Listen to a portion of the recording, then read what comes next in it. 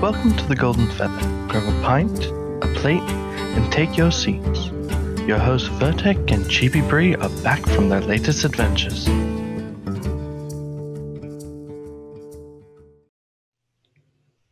Hello everyone, and welcome back to another episode with the Golden Feather.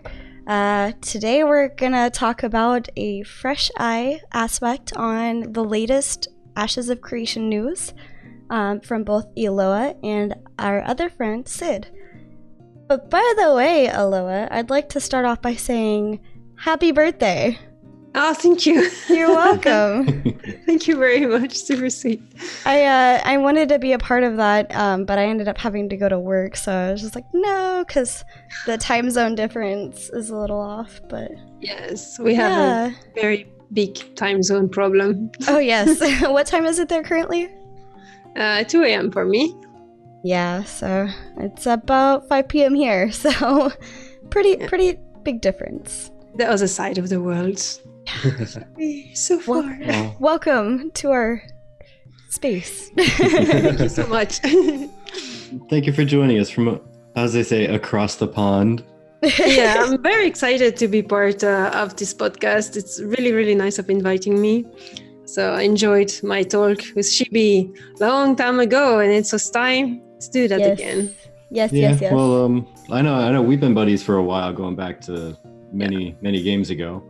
But I know we wanted to get you on for a while, but you said you weren't really keeping up with Ashes very much, which one of the recent live streams brought up a perfect chance to bring you in, specifically to talk about how it looks to you and the impressions you got from that live stream, because Steven and perhaps some of the other crew were a little bit worried about how it would come across to people who haven't been following the game closely. And that being said, we have our other friend, Sydaron, who I've met back when I first joined. Hi, Syd.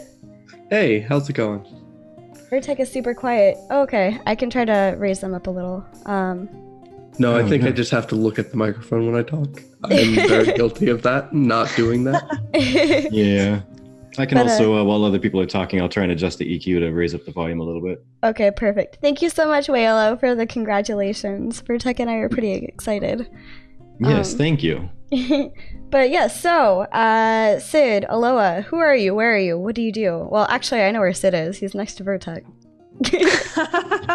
In the other room. In the other room. Nice.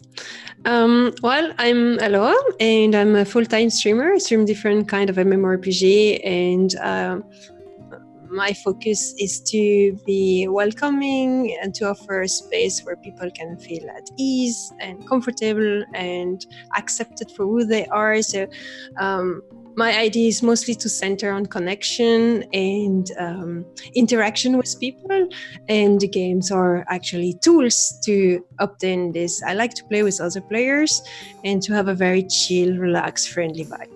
Nice. And I have come home early in the morning to her being live, and it really is a very relaxing experience. It's also nice to catch her by surprise once in a while and catch up a little bit. Thank you. But only Elloa could be the healer. Yeah, I love popping in and just listening to her. Like sometimes I'll just kind of like minimize the video and just listen as she goes on her adventure. And Syd. Yeah, I'm Syd. I'm in California with the Bree and the Virtek. I work as a bilingual engineer full-time. I speak 3 languages, but I functionally work in 5. So nice. That's crazy. Yeah, so I primarily for the Scandinavian region, I work on improving that for recall and everything fun with that for Google. Nice. It's pretty awesome. Adventure time in words and language. Yeah, my primary game currently is Final Fantasy XIV. Same here. I am very excited for Shadowbringers. Yes. It's just my Ultima is arriving shortly. Don't you have like 4 copies of every single class leveled up to like 93 already? I mean, I know the level cap's like that sounds about right. Just about every class minus crafters at this point. That's And nice he's- bananas. He actually and sent us a screenshot with literally every class And- maxed out. I'm just missing 3 crafters from being Omni 70. Oh, Jeez, nice! that's Congratulations! crazy. I only have 1 at max level. Me too. That's white mage. That's it. This guy's a That's what we're machine. So That's what happens when you're passionate by a game, right? Yes. Yep. Yes. Too much. All my time just goes right into Final Fantasy. So, speaking on spending time on video games, do you guys have a favorite part of Ashes from what you last heard before the newest podcast? Like things that kind of brought you into the game? Yes. For me, it's the node system. This is what I find extremely interesting, and that's why, regardless the fact that this game is PvP, and I'm not PvPing, I'm a Care Bear. So, despite the fact, which will be a turn off for me, I'm extremely excited about it because it will be a virgin land that you're exploring, and this land will be shaped by the action of the player. So this is really the selling point for me, and everything that goes around it, how the nodes are crafted depending of your race or depending on the type of node that you're taking, if it's politic or religious or whatever, how the story of the world will be different from one server to another. All of that based on this node system and everything that goes to it. That's really what excites me about this game. That's awesome. Yeah. I'm excited more to get back into the old feel of MMOs, a little bit more grindy, a little bit more community centered, because I started playing MMOs, 2005, January 2005 with Classic WoW. Mm-hmm. So everything I've played, even Final Fantasy to some extent, has diverged from the community aspect. So I'm looking forward to getting back into that, in addition to all the varying differences with what is going to happen, and no 2 servers will ever be the same. Mm-hmm. Those are all very, very exciting aspects. I really love that Ashes of Creation has a whole new take to just the video game and the way that they're approaching it and the way that they're making it. It's very, very unique. That being said, one of the popular forum questions I've seen popping up around lately is, what would you think if the monthly subscribing number was $20 a month instead of $15, but like 5 of that were to be used towards future expansions? Well, I find that $20 a month is maybe a bit much, to be honest, especially if you have different MMORPG. Nowadays, think about that, players don't play a single game a lot of the time. So, for example, you probably will continue to play Final Fantasy, even till you play Ashes of Creation. That will be 2 sub by months. It starts to be expensive. Mm-hmm. So, I would think that it's better to keep the subscription to not too high, and then people that want to purchase an expansion pay the full price, like it's done regularly. I prefer that model, I think. Okay. Yeah, So- agreed. So my question here is regarding the expansion. Is it that the expansion is then discounted, or is it that the expansion itself will, just because you're paying the sub, the expansion just goes live and you just get to continue playing like nothing happened? That's what the original poster was intending, meaning that because, as we already know, Ashes of Creation doesn't have a box cost, unlike things like Final Fantasy, World of Warcraft, etc. ESO, I believe, has a DLC content that you could buy, but it's not quite the same. Yeah, even for the X packs. But they're saying, would $20 be too much to pay in order to help like $5 per month towards the development for the expansions? Not necessarily on top of paying for them, but to help them be able to have funding for the expansions, etc. Yeah, so here's my take on it. So the way that Ashes is going to be set up is, as Farazan already mentioned, there's no box cost for the original game or any X packs, nothing else. It's just going to be straight monthly cost. And if you go above 15, you are just completely breaking away from so many other games that are out there that are charging $15 and less. Right. Even as a monthly sub game, let alone there's the free to play. So if you go too far beyond that, people aren't going to pay it just because they can play a shitty game for free. They'd rather play the shitty game for free and play like 12 of them than one game for $20 a month. Right. But then you take it a step further, and there's all the cosmetics that they're going to keep putting out constantly, every month, all the time. There's going to be a steady income from all of that they can easily put towards expansions and such, because it's going to take an artist, let's say for a costume, let's just go way out on a limb. It takes them a complete work week to make one costume, a full 40 hours to create like one costume, which by the time they already have their materials and their textures for those and little things already made that they can drop on the costume and make it easier and quicker as time goes on, it's really not going to be a big investment of money for them to have continual income just flowing right in from that investment. Right. And that right there can be the money spent towards X-Pack specifically versus just maintenance of the game. Because to be honest, creating the new X-Pack is probably going to be the majority of the cost. The maintenance, paying employees and keeping the lights on and keeping your servers going is going to be the smaller amount of the money put out. I don't really understand why they don't want a box cost, to be honest. Because I don't mind to pay 30 euro or 60 euro, whatever in dollar, for a game when I want to play it.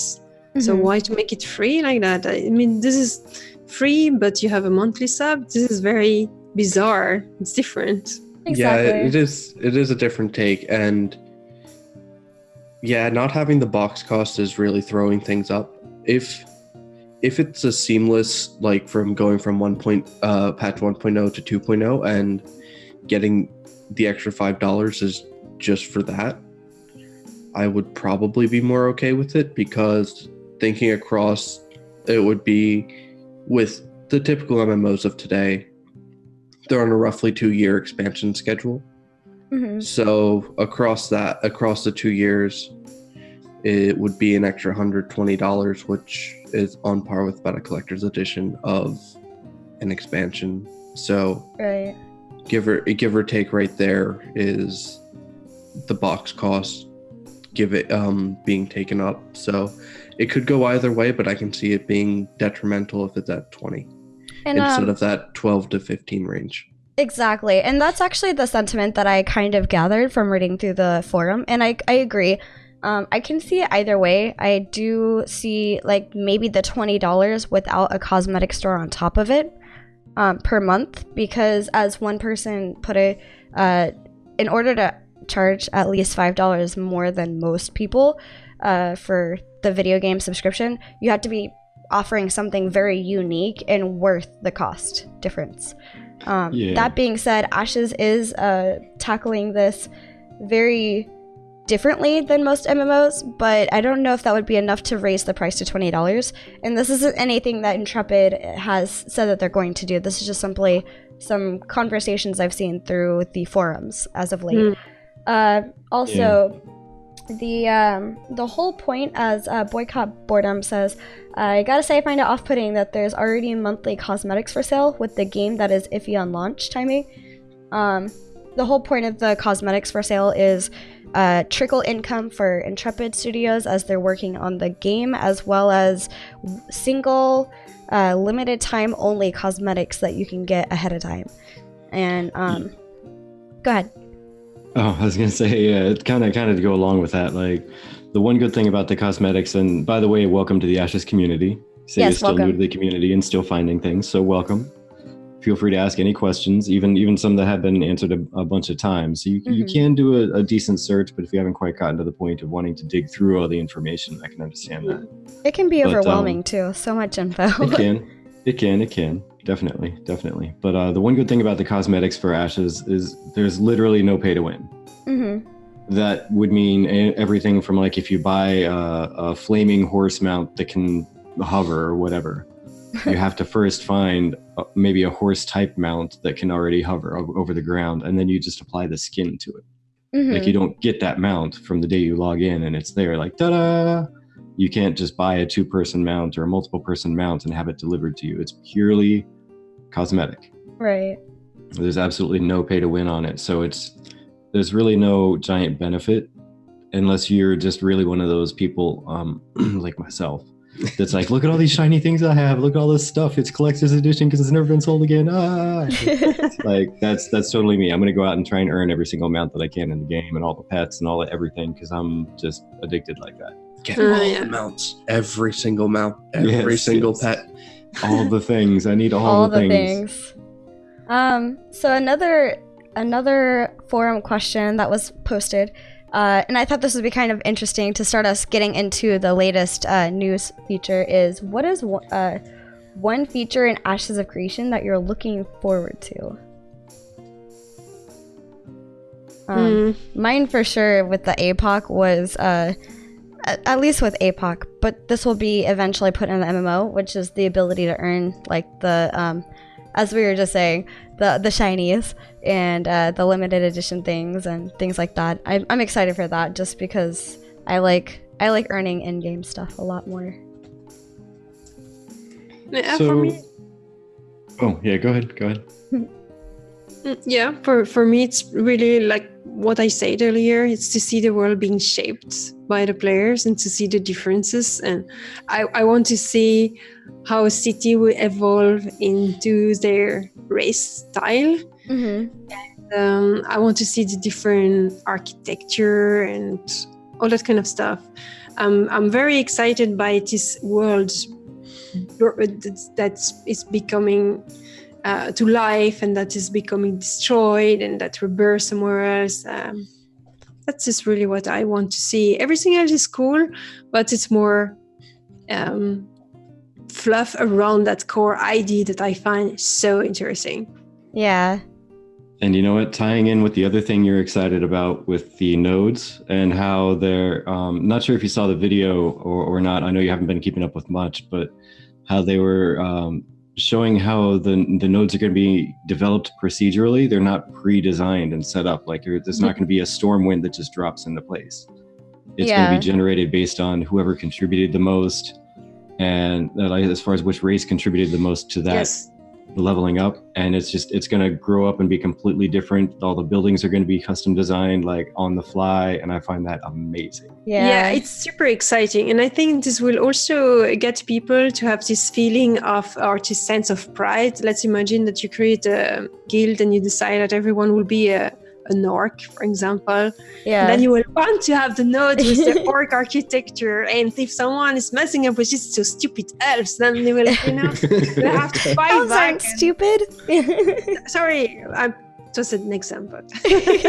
You know what I find funny about that though, like, and kind of ironic, is if you want to completely destroy someone's like culture in that node, if they're like a level 4 and it's all orc and it's like majority orc and they're trying to make it orc all the way up, and you just get a roving band of elves come in and just start leveling as hard as they can in the area, and suddenly it just turns all elven. It's going to destroy their hard work to make it an orcish haven, and suddenly it just gets changed to all elf or all dwarf or whatever, and they have to start all over again. Yeah, so what you do is that you go into the next city, you take another node, and then you come back and wipe those face of elves. You have like invaded in such a sneaky way, like even not fighting you with honor. Yeah. Loktar Ogar. Yeah, exactly. So I'm actually looking forward to all the different places we're going to be able to create nodes. And like there could be ones, I know they've discussed on mountains, but I'm thinking more on the ocean and underground. So I'm very excited for less so the architecture, because as much as I love aesthetic, I'm more interested in what will affect the architecture depending on the location, rather than just, okay, we have our level 4 node and it's orcish. But what if it's that level 4 orcish node and it's bioluminescent because it's underground? So I'm interested to see all the possibilities and the capabilities, especially with the level 6 Metropoli and figuring out what the giant world and raid quests will happen because of each given metropolis that exists. Yeah. And I'm super excited for that bioluminescent aspect to the just the world, because I mean we've seen a little bit of that in a few of the other games that are out, like Ashes, or not Ashes of Creation, but like World of Warcraft, and I think there might be a little bit in Final Fantasy. And like less so in Final Fantasy, Less but so, it yeah. exists somewhat. Somewhat, like kind of, but yeah. In every game, you have a little bit of cave, but you do not have a whole map underground. And that's super exciting, that this game is going to do a full map underground and a lot of territory to explore underwater.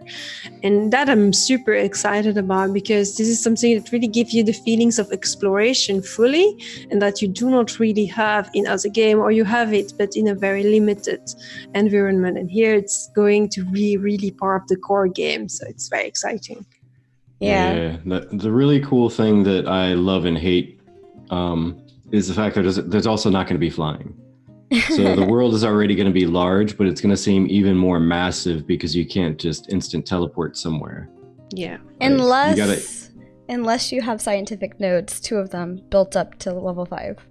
But even then, you only really have up to like, what, 20-40% of the map at most that you can teleport between? Yeah, but that's only like teleportation that I think really exists. Aside from the cool thing that they had with the blimp or the airship idea too.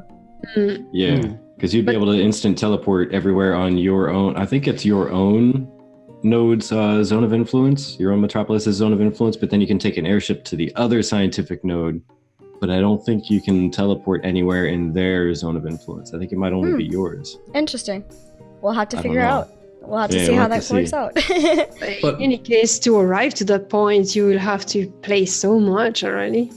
Yeah. Yeah, everybody together, because I mean, one person alone won't really do much. But that brings me to my next question. You guys have both stepped away or stopped following at some point.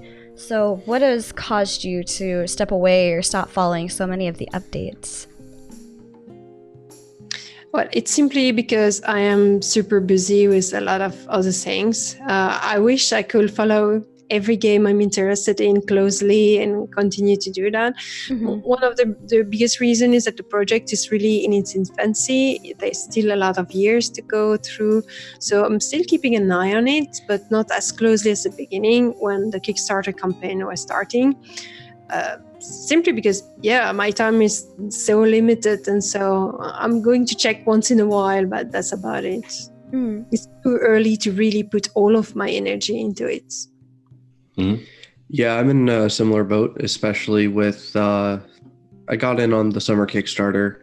I followed it up for probably the next 6 to 9 months, and then I kind of trailed off as it kind of hit the point of Final Fantasy Fan Fest and getting hyped up for the new expansion.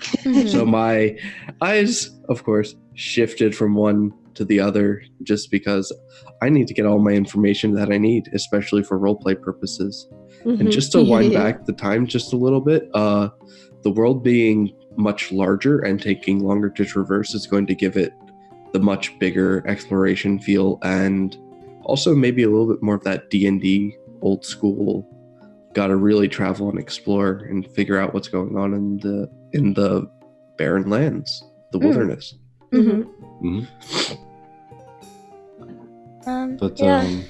think... So... Oh, sorry, go ahead. No, go ahead. If you're going to say something, I was going to move along. Yeah, no, I think that's kind of something that Virtek and I are finding a little bit difficult. But I think also we're still working on our brand as far as a podcast goes. I'd like us to be, we would like us to be more community oriented and less necessarily news oriented. So while there is big news things that we'd love to cover, I think it is more important for us to get to know the community and to be oriented and a part of that community, and kind of embed ourselves. So that's why we're thinking of doing a weekly question in the general discussion for the Ashes of Creation forums, because we want to hear other people's thoughts. That's what our podcast is about.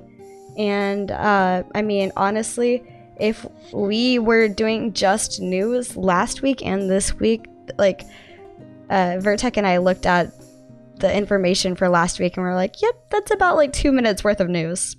For about a 45-minute podcast. So We've got a couple minutes of talking and then just dead air after that. So Yeah. But this game will be a lot about the community. So it's very important to have someone like you that are taking care of that and really involving the community around and building up the community, especially as it's also a game that includes PvP. And we all know what it drives. There will be toxicity at some point. So you need something to counterbalance that are really about enjoying the game together, sharing a passion together, exploring the world and fighting, but in kind of fair play kind of way, or it's like we are playing games, and to avoid this kind of dominance that that some guild will have over other. And so it is very important that some podcasts like this exists to work on that, because it will not come out of the blue. People are shy. The MMORPG industry has made people rely more on themselves, and you need some people to create a sort of bond between each other and kind of give the community as a whole a voice, and not those who yell the loudest being heard. Yep. Yeah, that's what I've noticed a lot of. It's the people that scream get what they want, then it may or may not be for the better of the entire community. It's, oh no, we want our rogue buffs. Rogues are underpowered the moment they're not the first place in DPS. This is back in BC, Wrath, and yeah, I figured you're talking like about that. World of Warcraft. Yeah, no, I'm talking. That's the only one I've heard that much with. Old school WoW player and Final Fantasy, so I'll bounce between the two references. But yeah, no, it's those who scream loudest get their buffs. So as long as we can try and keep it balanced, and hopefully it leans more towards skill-based rather than okay, I am this class, so I should immediately murk some other person. Yeah, it's very important, especially in a game where you have PvP and such. Yeah. As a developer, you need to keep your head cool and not listen too much to what is being whined on the forum. And we all know it's always the people that are unhappy that makes themselves heard the most, or the people that are happy and satisfied. They're just playing the game. They don't go on the forum as much. Yeah, we're too excited to play. Yeah.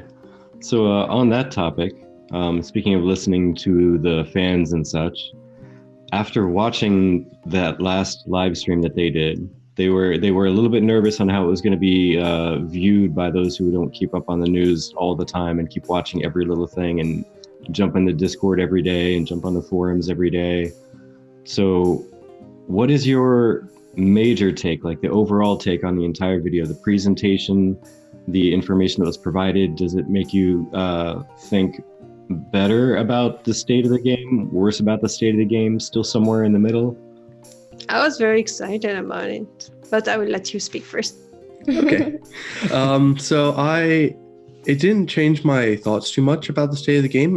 It was very informative because I know we're still in early alpha phases. So we haven't even seen the MMO yet. So I'm holding my breath really until we get into that portion. But no, I thought it was structured very well, and it gave the information from the specific, I'm losing my words, from the specific development departments, which were pertained well to what people want to know. Of course, they said they had that giant Bible of lore. I do want to read that giant Bible of lore.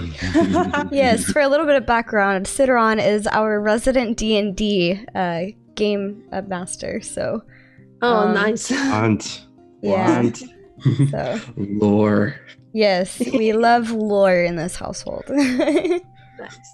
But yeah, I think they did do the last live stream. So if you guys haven't been following too closely, they did do the last live stream a bit differently than they've been doing the previous ones. And I think that structure ended up being probably, I agree with who was it? Waylo. That their last live stream was one of the best ones that they've done so far. Yeah. And I'm excited to see more like that. I think they said that they would like to bring in more of the developers into it. Whether or not, as Sid mentioned, it's what we have been asking for as far as information-wise, that's another situation. Yeah, what was your take?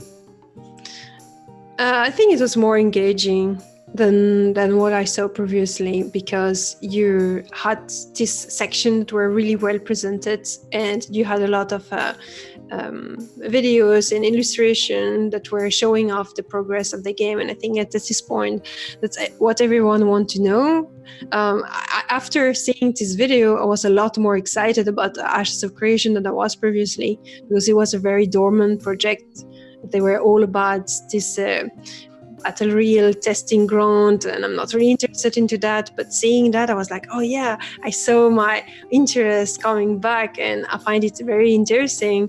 And the three subjects they were showing, which was the animation, the environment, and the weapon, was really exciting. And to see each developer speaking about it, it's really gives you the feeling that they are working hard on something, which I never adopted. But I know that for a lot of people, they were like, oh, they are giving up on the MMO, they don't work enough. And I know that the MMO is taking like 5 to 7 years to produce, and they're only in their third year, so they cannot do miracle, right? But still, it's nice, I think, for everyone to see really very concretely what they are doing. Yeah, as the chat is saying, they loved Brat and Bacon, but I agree. It's seeing the individual devs' passions for the game this far into the game and how many trials and tribulations the game has gone through. The fact that they still have that passion for this game, like, really inspires me. So. Mm-hmm. Yeah, I mean, Bacon's always legendary when he comes on. He seems like a really chill old hippie dude. That just. Yeah, like, how can you not get along with a guy like that? He even brings candy. I mean, who doesn't like candy? Yeah. Here, brought you a bucket of candy. Happy day. Yeah. But Brad, oh man, he was the hype man for the entire video. Just everything was exciting. Everything was really cool. Everything was just woo. So high energy. He's got to be like I don't want to say class clown, but like class battery for the team.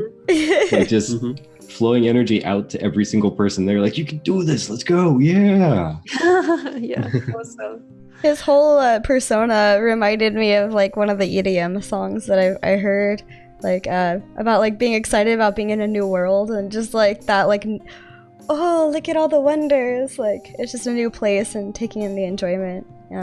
I also I don't know if you guys noticed or caught wind of it, but I want to get your attention on this, or your opinion rather. They did, as you see behind us, there's new graphics, and the way that the graphics are moving, the way the ocean's moving, the way that the grass is moving.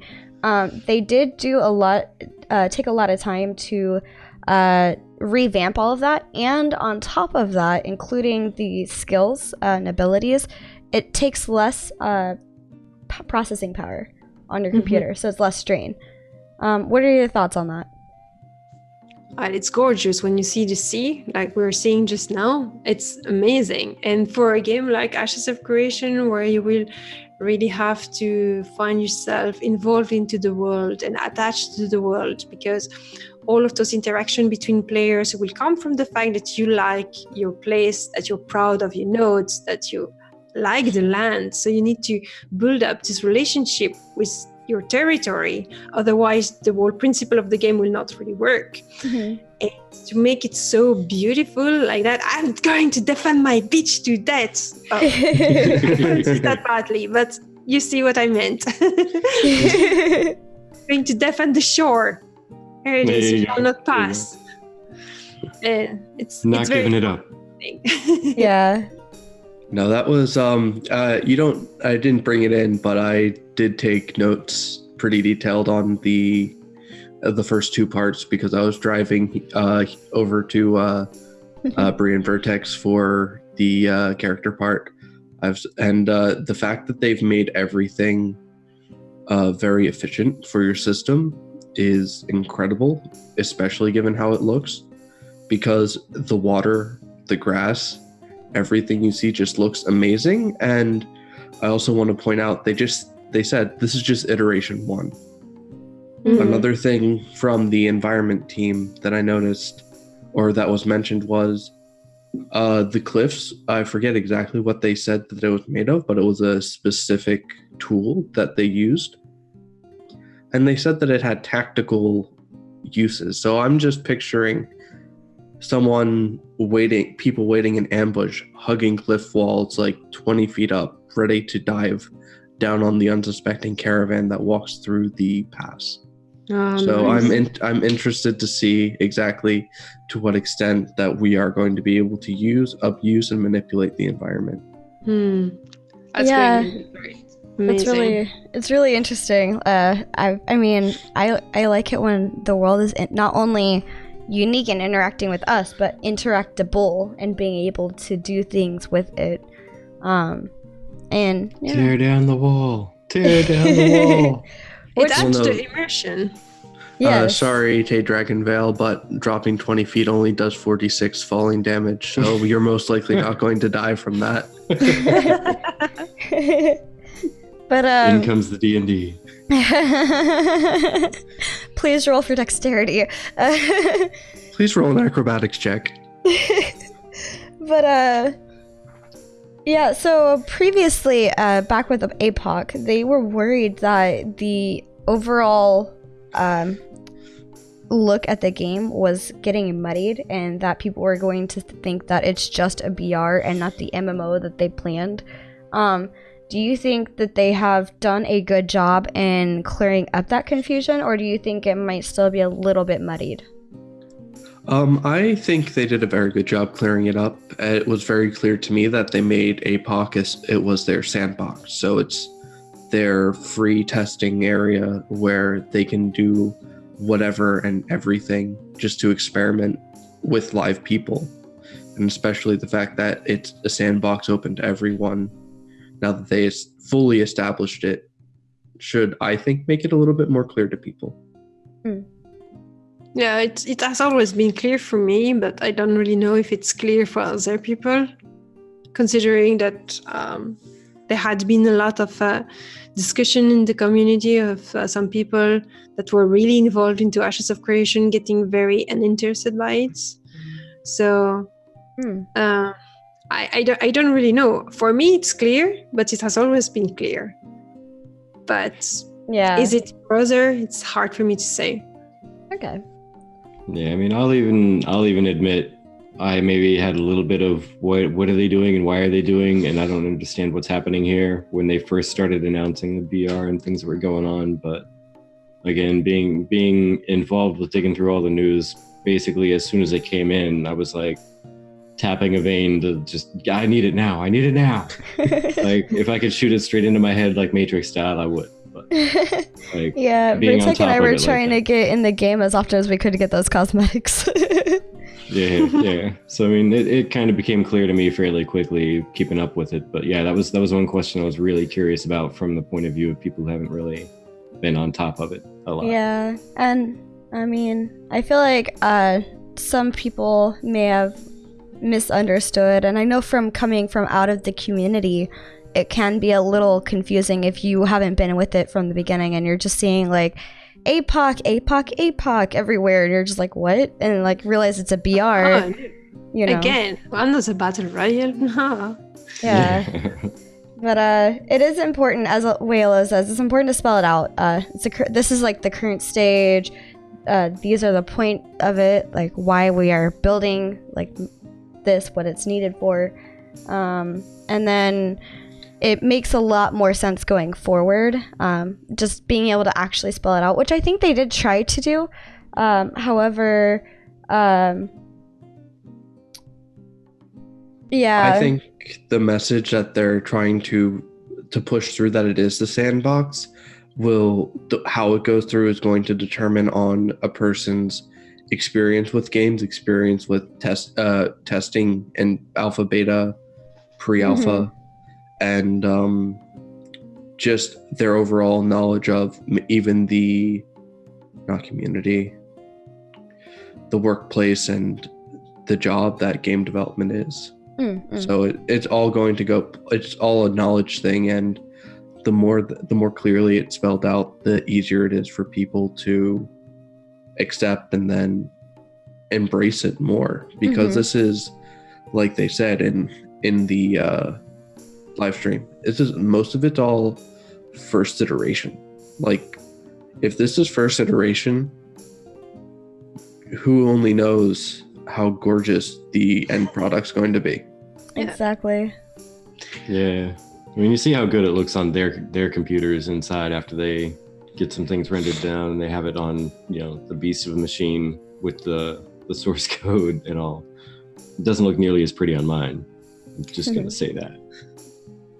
I think everything will be very clarified once the Alpha 2 is starting, and you will see content creators starting to stream it and to produce content about it.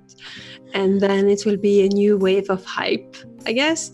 The thing is that it's very hard to keep the attention of the players and their retention, because there's so many good games over here, so many new expansions, so many stuff going on that people are scattered. You're always bombarded with new information, new shiny games to play, new shiny expansion, and your attention is going from one thing to another. So you will not have this long build-up of hype where people are like,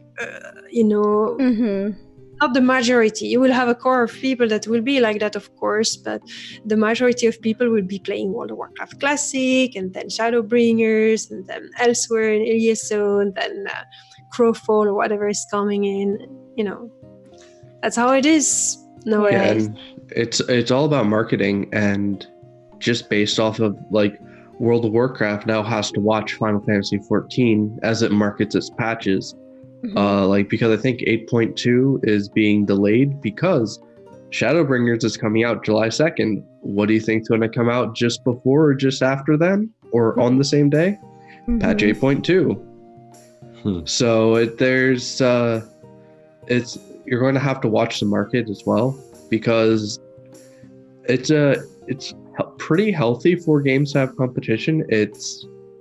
But if you're playing a lot, you're going to have to pick your sides, or you might not be able to day one Ashes of Creation, or day one Shadowbringers expansion, or day one whatever the new WoW expansion is. You know, just have to watch your games and be like, okay, what is it that I truly want? Right. Yeah, Willow. Yeah. I want everything, all the things, all the games. just like G-Pose from Final Fantasy, definitely. Also, Willow said it better be gorgeous. I want to look fabulous as a short, hairy dwarf. So that's what I was giggling about when Elloa was talking.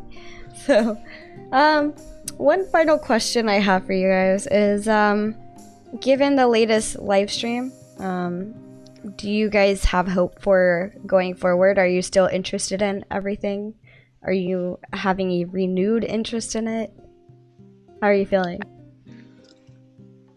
I'm very excited about it still. Watching this video reinitiate or reignite or whatever, put oil on the fire. And I find it very, very interesting. It's beautiful, it's gorgeous. I have big hope for this game. I'm waiting with impatience the blog post about the religious node, because that's the one I'm the most interested in, as it's going to be about story and lore.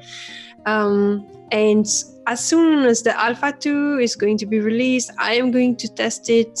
I'm not going to lose my time in Battle Royale, because I'm just bad and I'm not really PPers, and so I just have other things to do meanwhile. But I really want to discover the world from the beginning. I want to participate in the testing, and I'm very excited about this game still. I think the concept is amazing, and yeah, for sure. It definitely reignited it for me, because especially when they talked about the fact that endgame weapons can vary from person to person. So best in slot, can be unique, which is important to a whole bunch of different communities. Like the roleplay community comes to my mind in particular, because you need to, what do you want your character to look like? And if you want to be that top end raider, but you also roleplay, your character's identity becomes very significant. So I'm very much looking forward to further development, and I do need to brush up more on all the nodes so I can figure out, okay, give me my race lore first, then where does my character go, and by doing what can I help progress the node that the character itself would progress. Yeah. So I'm excited to be able to start this journey. And like Elloa said, Alpha 2 is really where I'm going to start alpha testing, because yes, I can play battle royales, but I'm really, really, really bad at that kind of PvP. I'll land and I'll be like, oh, where'd I die from? So like, I am much more the person that give me my tank shield and armor, or give me my stealthy rogue and daggers that I can sneak up and murderate people. Sure, let me be tanky enough that I can outlast you. Okay, but that kind of battle royale, sorry, I can't do it. It's just a little bit out of my comfort zone, though. In order to properly play the game, I will have to learn how to PvP just to defend myself and my own loots, because I can't have myself getting a legendary eventually, maybe, and then getting creepjacked and I lose my legendary. That'd be really, really bad. Yeah, for me, I only wanted to, like, I originally hated the battle royale, and I still kind of do, because Elloa and I had this this common ground on Agelus's podcast a long while back, but we are both anti-PvP. We both like PvE, and so watching me play this battle royale, I used to celebrate when I made it further than like a minute into the game. So Confirmed. It's true. I think when I like tested it. Huh? No, go ahead. I was like, I think I made it to the end maybe a couple of times, but I was definitely carried and hiding, and there was some streams where I think Waylo or somebody was watching me literally hide, and I randomly morphed into like a crate on top of a rock, totally inconspicuous. So yeah, it was definitely a hiding survival game. Collect all the things, hide in all the places. Yeah. That's how I did as well when I tested it. I hide it. One day I killed someone. I was very, very happy. I think I just had the last shot, but I had the last shot. I killed it. Yeah, tree in the middle of the really house. quick. Yeah, right. Yeah, Theater. You mentioned you're sad because there was no green skin Vec. Was that a confirmed thing? I saw somebody asking a question, but I didn't really catch if there was a definite answer on that, because I do know, at least pulling up the cosmetics, they show them with a whiter skin with, like, I'm guessing it's blue tattoos, unless that's actual birth markings, in which case that's just Banana's birthmark. That's okay. You could just do what I do when I try to cosplay as either Starfire or Raven and just get body paint. So there you go. Let's take a bath in body paint. Yeah, just done. Green. Close his eyes and just sinks in. I really want to know more about the races and see the character creation. I'm very interested about that. The race I'm interested in are the Orc-Vec, the Island Dwarfs, and the Tulnar, because that must be interesting. Yeah, like you're saying, Tulnar and the Vec, that's all you need to know. Two most interesting races I've seen in a long time. Yeah, I'm excited. I need more lore for all the races so I can make an educated decision and figure something out, because lore is important. Yeah. If you're watching this, Steven, please give us the lore book. Nice. Well, the good news is they have started their dev diaries and their news updates on the different types of nodes as well as other in-game things. And they've given us 2 of the nodes so far, Econ and Scientific. And I think the next one is the, I don't want to say this because I always say it really weird, Divine. There we go, Divine nodes. Yes. So That's the one I'm waiting for. but they're giving us more of a detailed look at them, and I mean, we're all waiting for that Divine node, sweet node infos. Yes. But like I said, Tolnar and Vec are the only ones that I'm super excited about. And honestly, the Tolnar, they remind me of Wildstar, the Orin and the Draken, kind of like putting both of those in one race. So you could kind of be a little furry squirrel person or a angry dragon lizard looking person. I really wonder how you will be able to customize them. That would be very interesting to see. And as for the Orgvec, what I like is the fact that they're stargazer and just give this mystical dimension about them. It's really cool. And so in the case of the Orgvec, it's more about the story around them, that how they look. And the Islander dwarf, I find it fun too, because usually dwarf are in caves and inside the mountain. To have them on the beach, it's pretty cool. The luau midgets, I'm gonna love them. It's gonna be great. Yeah. 3 races. I'm interested to see really everything with the, especially because aren't the Tolnar and the Vec the 2 races we unlocked through the Kickstarter as well? Well, I know the Tolnar are. Just the Tolnar. But yeah, not the Vec. Yeah, like Tay says, and to kind of, I guess, half answer what you said, you're interested to see how you can customize them. There are actually 3 different racial aspects that you can customize. If I remember right, it was bestial, like furry creature, just type bestial. I want a fox griffin cat. Fox griffin cat. There you go. But then there was lizard and then human.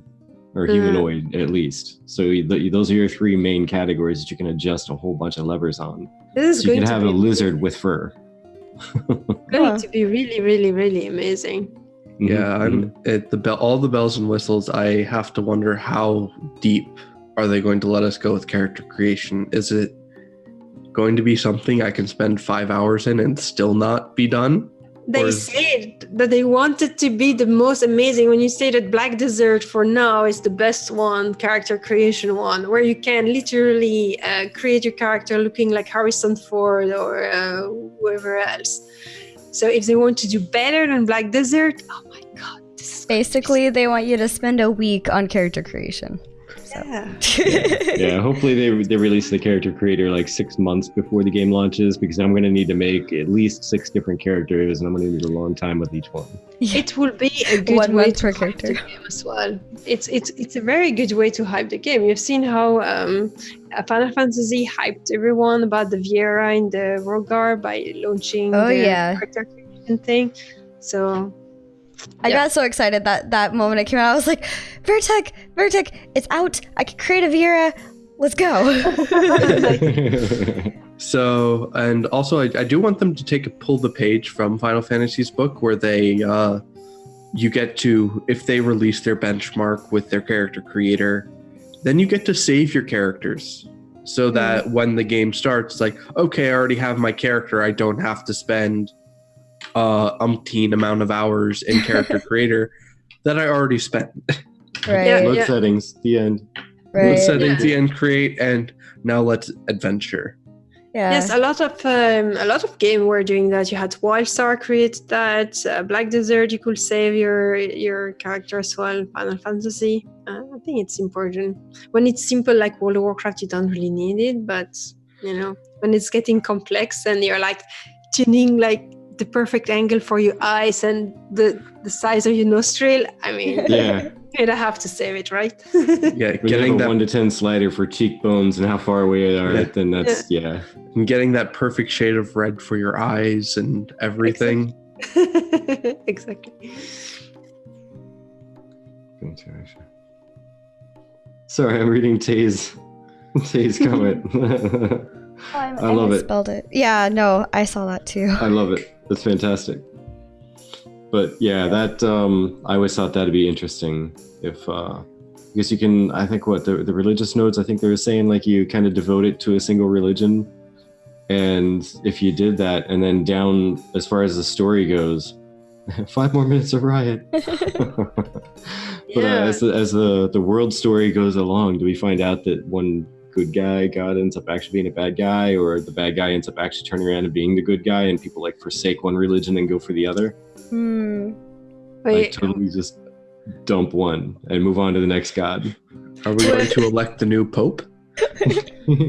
We have not information about that, and or not much information about that. We just know that it's going to be important, that the lore is going to be revealed as you play, so you will have little information about it before.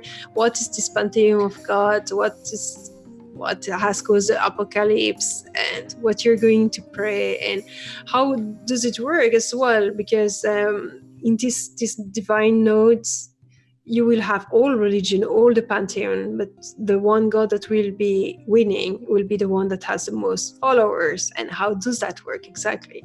So it's very exciting, all of this. Yeah. And with the depth that they have everything going to, I can only imagine what they're going to do with the religion system. Because even, and I forget who it was, to be honest, somebody earlier in the comment section said something about the economy, and how it can like flow between, or how the crafters and such will need to flow between the different areas in the map, like the different nodes and different metropolis. Yeah, that's definitely a thing, and that is definitely really cool, because there could be one area where certain resources are scarce, so farming them up are going to be really scarce there, and anything you make with them are going to be really scarce there. You need to collect like blue mana berries to make mana potions, and they're only grown in like 1/4 of the world. If you're in the opposite corner, then you're going to be paying a lot for them. Yeah, it's really exciting. I think this game has a lot of potential, and to keep me interested, while I know it's going to be PvP and that I'm going to have my butt kicked and I will cry a lot and still be interested. I think it's shown that the features that they are proposing is interesting enough. Yeah, I'm also interested to see how because you can have one metropolis and you can have up to 3 metropoli in a given server. The question is, how much underneath and the subsidiary settlements can we have for each metropolis? Because having a strictly religion node, it'll be good in some aspects, but there are going to be certain other reasons that you're going to need to build that economic node or that military node as a subsidiary part of your main node in order to either better defend it and promote trade to and from. But I think that each type of node will have their own advantages, that all of them are exciting enough for you to want them. And after that, it will be more a question of what is the main interest on the server. Are you on a server where everyone is a crafting fanatic? Then economic or maybe scientific would be the best. But if it's more, you have a very centric about PvP, then they will go for military. And if you're having people that like lore and adventure, it would be a religious one. And also, it's the only game to involve religion like that. In every other game, you have gods and stuff, but it's just part of the lore. It's in the background. It's not really a feature in the game, a mechanic like you have in Dungeon and Dragon. In Dungeon and Dragon, why I enjoy to play a priest is because you can choose a deity, and this deity will give you some different spell. It's give you a real different flavor, and that's what I want to see in the game. What if the fact that you are devoting yourself to this god or that god, what it will give you as an advantage as a player that you can play with? Yeah, I really, man, I can't even put into words how much I'm really looking forward to this. And like, if you pay attention to a lot of what people say when you ask them what's their favorite feature or what's their favorite whatever, what are they looking forward to the most, 9 out of 10 answers will always come down to and boil down to the node system. Like, I'm really excited about how the economy is going to blah, blah, blah, blah, blah, but that really ends up boiling down to the node system and how the node system works. Yeah. Right. Really excited about the different node types. Well, that's exactly the node system. Like everything boils down to the node system, and it's really critical that that node system really works correctly. But when it does, like I've said it before, I say it again. Like so far, my favorite is the scientific, but we only really know all the details of 2 of them. Yeah. But the way it's sitting, I'm not writing off the economic node, not at all. I will have an alt, at least one alt in the economic node because of the benefits that it's going to provide. Right. Like it's guaranteed. Like, and I see the military node being the same thing. It's the only one that's going to have the bounty hunter system. And I want to go around and I want to kill dirtbags that are killing all the innocents around the world. So, because I want their stuff. I want the stuff that they stole from people. Oh, really? That's something. You're losing your material when you're killed. Yeah, that's. And I think if you're flagged, if you're not killed by a corrupted player being unflagged, I think you're safe. Yeah, so that's I'm so going to be a coward and never fight back if I lose my stuff.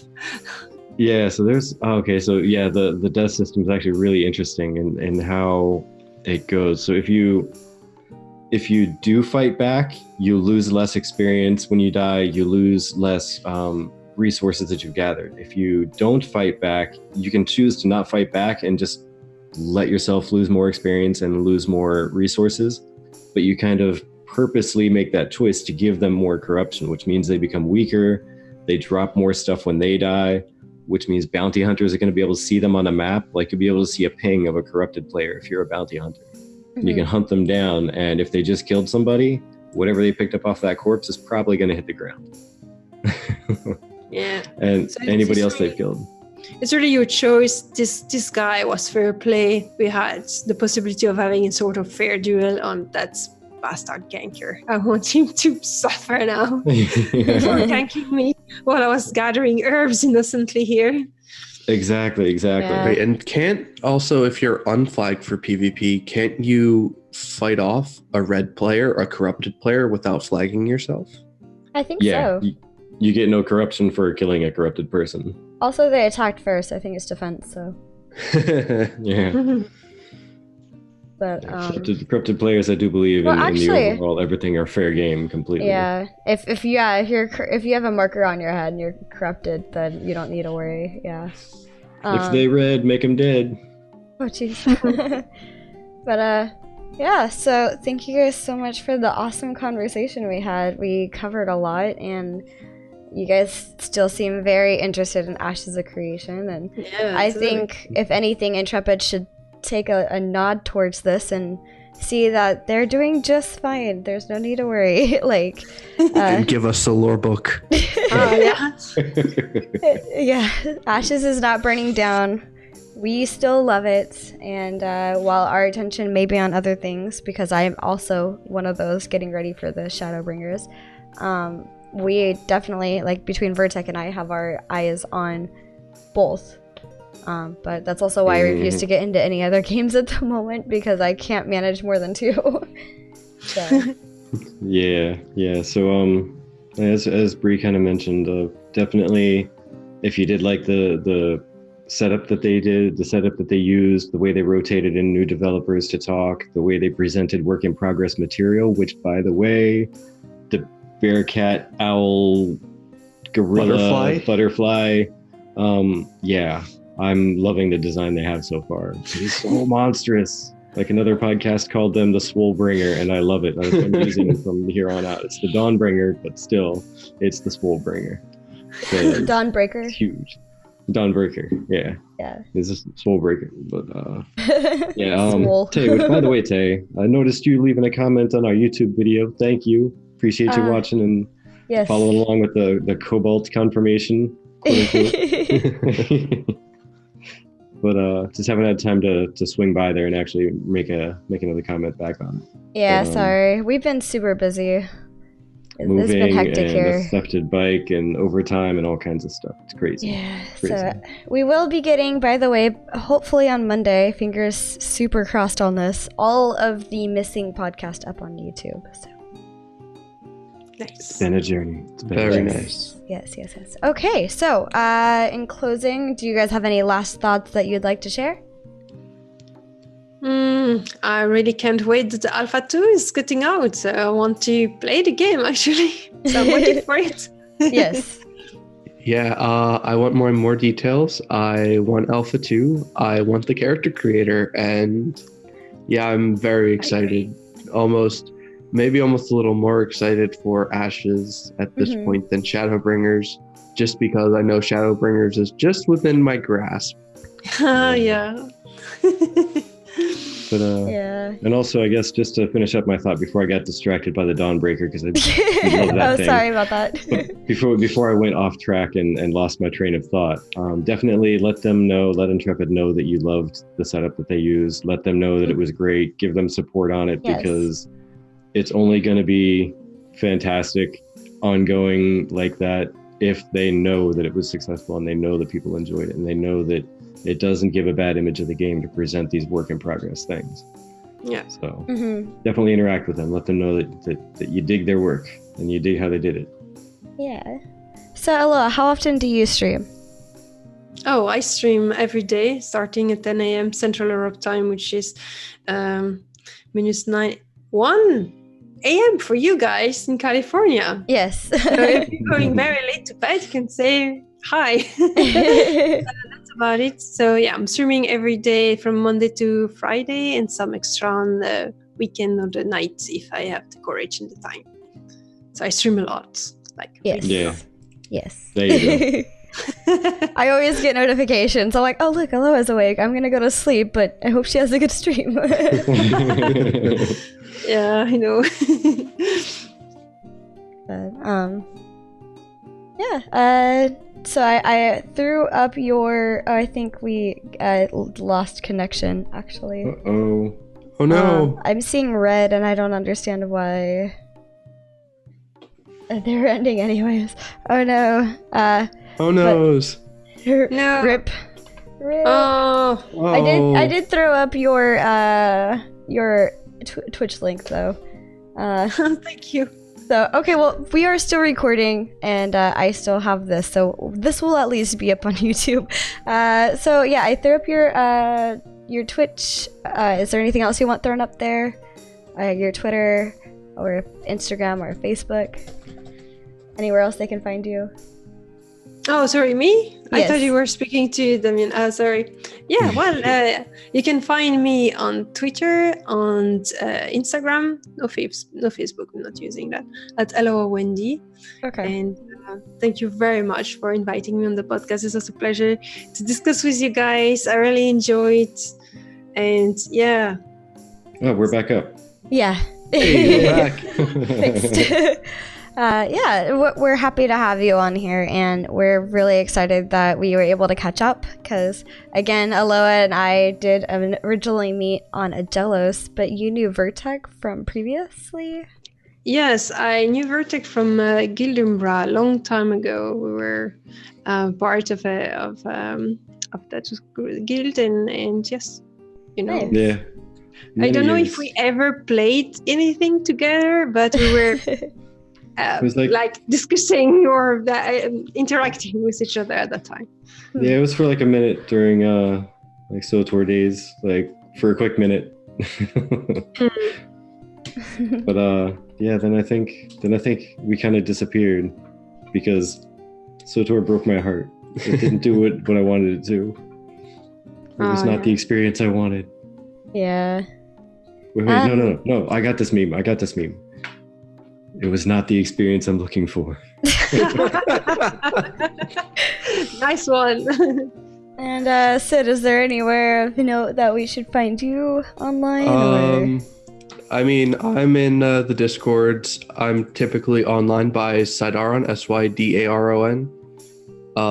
But I'm not I'm going to try and start streaming, maybe, if I can get the money to start, but it wouldn't be on a very frequent basis. Okay. Otherwise I'm found on Mateus on the data center Crystal as Sidara Cockle for the time being. He convinced us to move over. Name is subject to change because RP and Vera lore is going to be a thing. probably 15 minutes ago with the live letter. Yes, much catching up to do. And Virtek? You can find me here mainly. Honestly, just there's been so little time to do anything here lately that I haven't done nothing outside of the stream. Yeah, and work same. and organize things and fix things, and that's about it. But eventually you'll see more activity from me on the Twitter space, DJ Virtek. That's about all I got. I convinced him to DJ last night, actually, so we had some fun.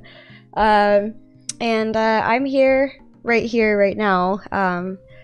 But I might or may not pick up my streaming again. There's so much that's been happening, so I would love to, as soon as life kind of settles down and stops being so hectic for me. But I did pass my last semester of calculus, so I'm officially done with that. Woohoo! No more death by numbers. Yes, no more calculus 3. I hated that. But now I get to do linear algebra and discrete math, but then I'll be completely done with math. But I'm swapping over to a 4-year college this coming term that starts July 1st, but I get to get a head start on it, so yeah, I'm pretty excited. Aside from that, you can find me on Twitter. I do the cosplay thing, also on my Instagram. I'm Chibi Bree, and yeah, so other than that, you'll see Virtek and I next week right here.